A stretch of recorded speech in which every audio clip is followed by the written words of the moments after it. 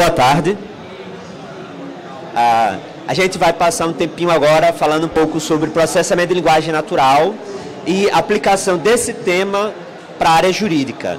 E a razão da gente focar na área jurídica é, além de ser uma área que a gente tem afinidade, eu e Vitor, a gente acha que é um espaço muito importante de diálogo para pessoas que têm formação em tecnologia, ciência, engenharia da computação, engenharia de software, e para a área jurídica. Então, Vitor e eu, nós fazemos parte de um movimento internacional que une pessoas que têm interesse em tecnologia e direito, chamado Legal Hackers. O Legal Hackers está presente em mais de 30 países. O primeiro capítulo brasileiro, por incrível que pareça, foi fundado na nossa cidade, aqui em Natal, e depois vieram outros capítulos. Vitor, por exemplo, é o fundador do capítulo em São Paulo, mas a gente já tem capítulos em Brasília, em Campinas. Então é um movimento de tecnologia e direito que está se expandindo pelo Brasil, e nós fazemos parte de um projeto que está pré-incubado no programa Inova do Instituto Metrópole Digital, chamado Jurisintel, que também trabalha a aplicação de tecnologia à área jurídica. Bem, a linguagem natural é um tema quente, especialmente porque a gente está vendo a ascensão de vários robôs e várias tecnologias como a Siri da Apple e o Alexa da Amazon, que trabalham com processamento de linguagem natural. E tem muita coisa desenvolvida nessa área, e é uma área que está se desenvolvendo na velocidade rápida recentemente. Porque se a gente voltar um pouquinho no tempo, 3 ou 4 anos, o índice de acerto dessas tecnologias em relação à fala humana era muito baixo. Mas nesses últimos anos ela cresceu, e hoje, embora às vezes a Siri pegue algumas coisas erradas, mas o índice de acerto está começando a ficar bem satisfatório. Só que na área jurídica a coisa é um pouco diferente, e a gente vai falar por quê. Agora, para quem não tem muito ainda intimidade com o processamento de linguagem natural, vamos só dar uma olhada em alguns exemplos. A linguagem natural, ela pode ser trabalhada em Python, que é muito comum se usar Python, e usar uma biblioteca. Biblioteca, para quem é da área jurídica e não tem muita intimidade com a tecnologia, bibliotecas são uma espécie de caixa de ferramenta que cada linguagem de programação tem, e dessa caixa de ferramenta você pode usar várias ferramentas. Então, uma ferramenta dessas é uma coisa chamada NLTK. O NLTK foi está sendo desenvolvido, aliás, desde décadas, desde, dos anos 70, e tem muita coisa, inclusive em português, dentro do NLTK.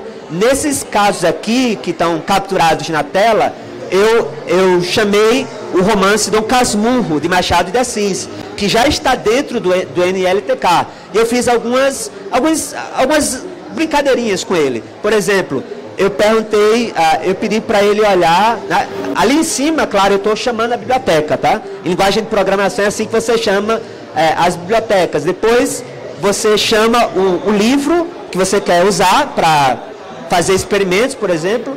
Eu chamei Dom Casmurro, e aqui eu tentei achar onde a expressão cigana aparecia em Dom Casmurro. Dom Casmurro, todo mundo conhece aquele livro em que existe Capitu Bentinho, né? E Bentinho é o principal autor, é o principal personagem, e ele aparece várias vezes a frase cigana. Capitu tinha olhos de cigana doce, oblíqua dissimulada. E eu também depois pedi para o programa mostrar quais são as collocations. Collocations são duas palavras que aparecem com frequência associadas, juntas. Isso tudo, veja só, são poucas linhas de código. Eu estou chamando a atenção para esse ponto, porque eu sei que aqui tem muita gente aí, mas também tem algum pessoal de direito, e às vezes o pessoal de direito acha que usar a linguagem natural é coisa do outro mundo. Na verdade, a gente em direito lida muito com a linguagem natural. Por quê? Porque a gente escreve muita coisa. A gente vai ver isso daqui a pouco. Mas eu já digo que a linguagem natural tem um apelo para a gente, porque a gente trabalha muito com a linguagem, especialmente a linguagem escrita. Então, usar comandos simples, que tomam 1 ou 2 linhas, e que conseguem lhe dar alguma informação sobre texto, para a gente é revolucionário já. E não é, como vocês podem ver, para o pessoal que não tem background em processamento de linguagem natural, o pessoal da área jurídica, não é nada do outro mundo. A gente podia fazer isso aqui com muita coisa em direito. E ainda eu fiz aqui, por exemplo, eu pedi para ele mostrar palavras que aparecem com frequência, e eu pedi para ele mostrar a frequência da palavra Escobar. Escobar, no livro, tem aquela eterna suspeita de se Capitu traiu Bentinho, e a suspeita recai sobre Escobar, né? Escobar teria, talvez, ajudado. Escobar é amigo de Bentinho e talvez tenha ajudado Capitu a trair Bentinho. E, inclusive, o filho de Bentinho e Capitu parece muito com Escobar. E aí cada um interpreta do jeito que quiser. Ops, acho que é a sua vez. Se você conseguir passar. Tá aí. Pessoal, tirando a gente aqui em cima, dá pra ver? Tem alguém da área jurídica assistindo? Quase todo mundo, então, é da área de tecnologia, tem afinidade com essa área. A gente tem uma crença muito grande, principalmente antes de entrar na faculdade, para quem é da área do direito, e para quem não tem nenhuma afinidade com a área jurídica, que o direito é isso aqui, que a gente vai trabalhar sempre argumentando muito, que a gente vai conversar no tribunal, vai discutir com o juiz, vai discutir com o promotor, vai discutir com o advogado da outra parte. Tirando várias séries e vários filmes, e tirando alguns casos mais específicos no direito americano e no Brasil, raríssimas exceções, o direito nem de perto é isso aqui. Isso aqui é pura ficção científica, a gente não dialoga dessa forma, a gente não fala tanto assim como Hollywood quer fazer crer. O direito... Isso aqui são alguns dados que a gente pegou aqui do processo do mensalão. Já passou muito tempo, tudo, mas foram nada menos que 50.389 páginas que os ministros, os operadores daquele processo tiveram que lidar, tiveram que ler, tiveram que analisar para fazer o julgamento, para chegar às decisões. Então, tirando aquelas belíssimas explanações orais no STF, tudo isso aqui aconteceu em papel, aconteceu na tela muitas vezes, mas leitura, foi pura escrita. Então, isso aqui é basicamente o que a gente lida. A informação jurídica que a gente trabalha, seja pesquisando, seja produzindo nossas peças, seja produzindo nossos recursos, ela está escrita. Sejam petições, a gente recebe diariamente peças de outras partes para fazer contestações, juízes recebem petições para analisar e fazer as suas decisões. Então, a gente conversa muito pouco, a gente fala muito pouco. A nossa linguagem está muito nesse formato. Existe pouquíssima coisa que a gente pode usar para facilitar o trabalho em relação a isso. Isso aqui é o caso da ADC 44, ela está sendo bem discutida e conversada atualmente. É a questão da prisão em segunda instância, tudo. Não vou entrar muito, que não faz muito sentido falar. Mas você vê que tudo, os sistemas em si, é chato de olhar, é feio, é muito texto, é muita palavra, dói o olho, daqui de perto, imagine daí. Então, uma petição, um trabalho, um pedido que a gente costuma trabalhar, ele segue um formato inicial dessa forma. Então, apesar da linguagem da gente ser muito diferente da linguagem comum, da linguagem de literatura, como o Igor estava falando, de Machado de Assis, é uma linguagem que você não entende muito a lógica disso. Você não sabe o que é o número da lei, aparece ali. Se você não for da área jurídica, você não entende o que é aquilo. Mas é um texto que ele segue um parâmetro muito definido. Isso aqui pode ser qualquer tema, qualquer área do direito, mas isso sempre vai seguir essa lógica. Um pedido inicial, ele vai ter a qualificação das partes, ele vai trazer as leis em que ele está se baseando aquilo, ele vai dizer qual é o tipo de ação, de pedido que está sendo feito ali. Então, é muito fácil de você saber e excluir algumas coisas daquilo. Você sabe o que tá por trás dali. Então, você vê que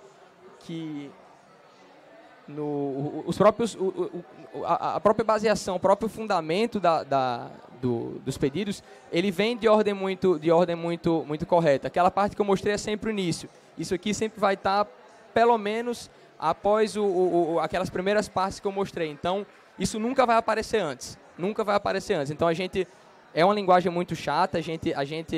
Todo mundo acha que advogado é muito chato, que juiz é muito chato, que juiz é muito irritante, fala demais, escreve muito.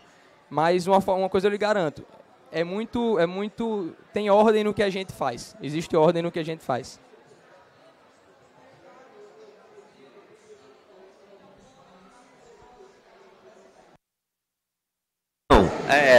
Obrigado, Vitor. Na nossa área, como o Vitor estava mostrando, a gente tem um vocabulário um tanto quanto particular, certo?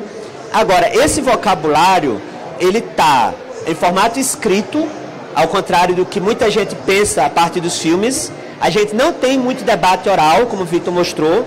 Ele está quase tudo escrito nessa linguagem que, para quem não é da área, é difícil de entender, certo? Mas isso está ficando muito eletrônico, muito eletrônico. Do mesmo jeito que as empresas de jornalismo produziam jornais em formato impresso e hoje elas estão migrando fortemente para sites, a ponto de praticamente a maior parte da receita dos periódicos virem hoje de assinatura online e não mais de assinatura de jornal em papel. No direito também, a gente está migrando fortemente para o processo eletrônico. Então vejam só, a gente tem uma linguagem específica em formato eletrônico que, eu já adianto, ela está pedindo para ser trabalhada pelo pessoal de direito e de tecnologia. E aqui eu vou falar do desafio que é trabalhar com essa linguagem e vou mostrar isso usando dois casos, dois exemplos. O primeiro deles eu tirei da Folha de São Paulo, tá? É um trecho de uma reportagem que diz mais ou menos, que diz assim: 8 dos 11 ministros do Supremo votaram por limitar o alcance do foro privilegiado para deputados federais e senadores. Hoje, autoridades têm foro privilegiado na Justiça, a depender do cargo que exercem. O presidente da República, ministros e congressistas, por exemplo, só podem ser processados criminalmente pelo Supremo, governadores de Estado pelo STJ e prefeitos pelo TRF. Tá? E aí, a gente pegou esse trecho da Folha de São Paulo e a gente jogou no Google Cloud. E olha o que é que o Google Cloud fez. Ele começou, tem uma aba no Google Cloud que você pode pedir para ele quebrar, ele fazer o parsing daquele texto, ele quebrar por tokens, quer dizer, cada palavra vira uma coisa em si, e ele pode fazer o que a gente gastava, eu pelo menos odiava a aula de análise sintática em língua portuguesa, e eu fiquei mais frustrado ainda quando achei que uma máquina podia fazer isso para mim. Então ele separa cada palavra, aí diz se é um nome, se é um verbo, se é sujeito, se é objeto, se é advérbio. A máquina faz tudo isso muito bem. Isso daqui foi no Google Cloud. Mas a parte mais interessante do processamento da linguagem natural lá no Google Cloud, pelo menos para a gente, é essa daqui. É a parte que, em processamento de linguagem natural, se chama reconhecimento de entidades. Então, ele pega cada palavra e ele tenta classificar. Por exemplo, Supremo. Ele identificou que o Supremo é uma organização. O Supremo é uma organização. Autoridades, senadores, ele entende que são pessoas, embora não seja uma pessoa específica. Mas ele consegue pegar muita coisa desse texto da Folha de São Paulo. Tá? Justiça, ele entende que é uma organização. TRF, que é uma sigla para Tribunal Regional Federal, ele entende que é uma organização. STJ, ele também entende que é uma organização, é um tipo de tribunal. Mas vejam o seguinte: quando você usa os mecanismos atuais de processamento de linguagem natural, esse processamento ocorre de maneira genérica. Porque, para a gente, as entidades, embora estejam aí identificadas de maneira correta como pessoas e organizações, mas para a gente seria interessante que o processamento de linguagem natural, as entidades, fossem mais específicas. Quer dizer, que a tecnologia por trás disso daqui identificasse que STJ não é simplesmente uma organização, é um tribunal. Por quê? Porque se você tiver uma máquina, se você tiver um código, um programa, uma plataforma que consegue trabalhar especificamente o que é uma organização e o tipo de organização dentro do judiciário, o que é um recurso e o que não é recurso, a gente pode fazer muita coisa. Imaginem que a gente desse para a máquina uma petição, como as que Vitor mostrou, e que ela pudesse identificar sozinha quais eram as leis que são citadas na petição, e saber que aquilo dali é uma lei, quais são as decisões anteriores, que a gente chama de jurisprudência, que são citadas na decisão. Imagine que a gente tivesse uma máquina treinada para trabalhar com a linguagem jurídica, não apenas com a linguagem de maneira genérica, como ela está aparecendo aqui, mas com a linguagem jurídica. A gente podia fazer muita coisa. Como muita coisa? Bem, basta lembrar que o judiciário tem quase 80 milhões de processos em tramitação. 80 milhões de processos. Imagine se você tivesse uma máquina que pudesse processar os 80 milhões de petições dentro do judiciário. E que ele pudesse entender, dentro daqueles 80 milhões, quais já tem casos semelhantes que foram julgados. E ele pudesse extrair, inclusive, o número desse caso. Qual é o número do caso semelhante que foi citado na petição? Sem intervenção humana. Você poderia, a partir daí, automatizar uma parte do andamento, talvez quase todo o andamento do processo. Você podia, por exemplo, ao usuário carregar a petição inicial, a máquina processaria a linguagem específica daquela petição e diria, ó, eu já identifiquei que tais tribunais foram citados, que fulano é o autor, que cicrano se chama, cicrana que é o réu, que tal precedente, tal caso é parecido com esse daqui, e o caso, inclusive, recebeu essa solução. Imagine se a gente pudesse fazer tudo isso. Como a gente poderia adiantar a justiça brasileira? A gente está falando dessa justiça que tem 80 milhões de processos, em que às vezes o tempo médio de tramitação do processo é de quase 4 anos. Então a gente poderia fazer muita coisa, tanto enquanto academia, com pesquisa, como enquanto empresa, vendendo solução para o judiciário, como enquanto judiciário ou Ministério Público. Porque se o judiciário botasse a mão em uma tecnologia que é capaz de entender linguagem jurídica, que é capaz de extrair que STJ não é apenas uma organização genérica, mas é um tribunal, e saber, por exemplo, que STJ está associado ao número de um processo que é muito parecido com esse daqui e que já foi julgado dessa maneira, imagine se o judiciário botasse a mão num negócio desse. Como facilitaria o trabalho? Bem, para não ficar apenas no campo especulativo, eu peguei esse outro trecho, que é um trecho de linguagem estritamente jurídica. O trecho anterior era de uma reportagem escrita por um jornalista da Folha. Esse trecho aqui saiu de uma decisão em habeas corpus do ministro Luiz Fux, que foi publicada recentemente no Supremo Tribunal Federal. E aí vocês já vão sentir o que a gente chama de juridiquês. Vejam o que diz o ministro Luiz Fux no julgamento desse habeas corpus. Com efeito, esta Suprema Corte não pode, em razão da sua competência constitucionalmente delineada e da organicidade do direito, conhecer, nesta via mandamental, questões não examinadas devidamente no Tribunal ACOR, desse jeito, sob pena de estimular a impetração de habeas corpus per saltum, vejam o juridiquês. Habeas corpus per saltum, em detrimento da atuação do Superior Tribunal de Justiça, órgão jurisdicional que igualmente ostenta competências de envergadura constitucional. A proposta, a organicidade dinâmica do direito, impondo-se a correção de rumos, aspas, bem discorreu o ministro Marco Aurélio no voto proferido no HC número tal, verbis. Verbis é porque ele vai citar literalmente a decisão do outro ministro. Vejam como a nossa linguagem ela é complicada. Mas a complicação da linguagem, ela aqui é um fator que pode servir de facilitação. Por quê?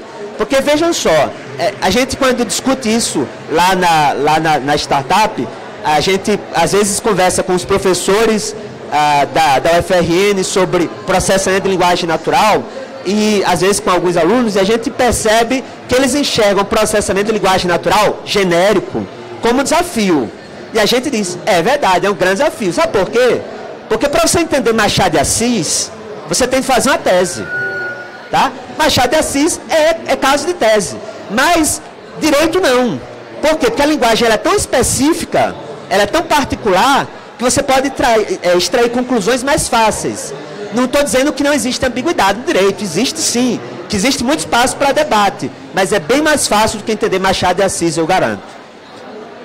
E a gente jogou esse trecho, mais uma vez, no Google Cloud. E aí vejam que ele classifica como outro um número muito maior de palavras do que no caso da reportagem da Folha. Por quê? Porque esse trecho aqui, ele foi escrito em linguagem jurídica, que é uma linguagem que a máquina do Google não foi treinada para trabalhar. E aí você pode pensar no mercado que isso representa. Porque as soluções que estão disponíveis ao nosso alcance, o Google Cloud, a Amazon, que também tem um serviço semelhante, e praticamente qualquer outra que você puder pensar, ela foi treinada para trabalhar com linguagem genérica. Ela não foi treinada para trabalhar com linguagem jurídica. E aí o Google ele começa a jogar muita coisa na categoria outros, que ele não sabe, ele não consegue definir. Mas, na verdade, são coisas que, se você, com um treinamento relativamente simples, você poderia trazer especificidade para esse mecanismo de classificação de identidade, tá? Mas ele ainda pega algumas coisas. Ele, por exemplo, pegou a Suprema Corte, ele pegou habeas corpus, agora, ele pegou várias coisas que deveriam ser enquadradas juntas, separadas. Por exemplo, via. A expressão é via mandamental. Devia ter sido pego de uma forma só. Mas como ele não sabe que via mandamental seria uma expressão jurídica, ele separou. Aqui, por exemplo, onde tem uma parte que ele diz ACO, aqui. É uma expressão jurídica, ACO. Tribunal ACO significa o tribunal anterior. É o tribunal que decidiu antes de mim. Então, quando eu digo tribunal ACO, eu estou falando desse tribunal. O Google deveria pegar, se ele tivesse treinado para a linguagem jurídica, a expressão tribunal ACO. Mas como ele não sabe o que é isso, ele separou tribunal e ACO em expressões distintas. Então vejam o seguinte, a área jurídica ela oferece 70% dos processos hoje em formato eletrônico, prontos para serem trabalhados por uma equipe multidisciplinar de TI e direito, 70% eletrônico. Oferece 80 milhões de processos a serem explorados também. Isso representa para o judiciário uma carga de trabalho, para empresas e startups representa um grande mercado, tá? E a gente tem aqui também um caso claro de mercado a ser desenvolvido, porque você não vai conseguir lidar com esses 70% de processo eletrônico, 80 milhões de processos no país, 70% deles em eletrônico, formato eletrônico, com a linguagem genérica, que a gente já viu que ela falha, e ela falha muito. Então, qual é a questão aqui? A questão aqui é você ser capaz de desenvolver soluções que lidem com, primeiro, o nosso volume de dados, que a gente tem muito dado, e vocês de TI sabem que quanto mais volume de dados, mais potencial você tem de construir soluções de aprendizado de máquina. A gente tem volume de dados e a gente tem particularidades, que não são desvantagens, são vantagens, porque eles vão fechar a interpretação das palavras, e isso vai auxiliar a compreender, a classificar o texto. Então, basicamente era isso. Muito obrigado.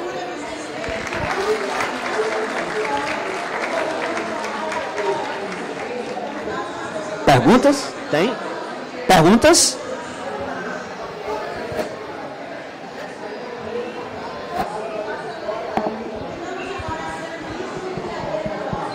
Oi. O senhor falou que está faltando alguma ferramenta ou algum trabalho em cima especificamente da parte do processamento da linguagem do direito. E aí a minha pergunta era se já não existe algum grupo, alguma organização, alguma iniciativa de alguma, por exemplo, não que nem mesmo na Universidade Federal daqui, mas em outro estado, de trabalhar já com essa problemática? Tá. Você quer responder, Vitor? Então, processamento de linguagem natural, como vocês já devem ter percebido, não é uma área que a gente encontra em todo canto. É uma área que, até mesmo nas universidades, ela é pouco oferecida como curso. Tá? Quando a gente tenta falar dessa área aplicada ao direito, ela se torna ainda mais escassa. No Brasil, há poucos polos que trabalham em processamento de linguagem natural geral. Alguns deles estão localizados em São Paulo, na Universidade Federal de São Carlos. Alguns estão localizados no Rio Grande do Sul, ligados à PUC do Rio Grande do Sul e à Federal do Rio Grande do Sul, mas são casolados. Existe uma sociedade, acho que o nome é Sociedade Brasileira de Processamento de Linguagem Natural, que o professor Carlos Prolo, da UFRN, faz parte da direção dessa sociedade, mas direito mesmo, é raro. Você encontra alguns trabalhos, mas primeiro, são poucos, em termos de volume, são poucos trabalhos, e muitos deles estão desatualizados.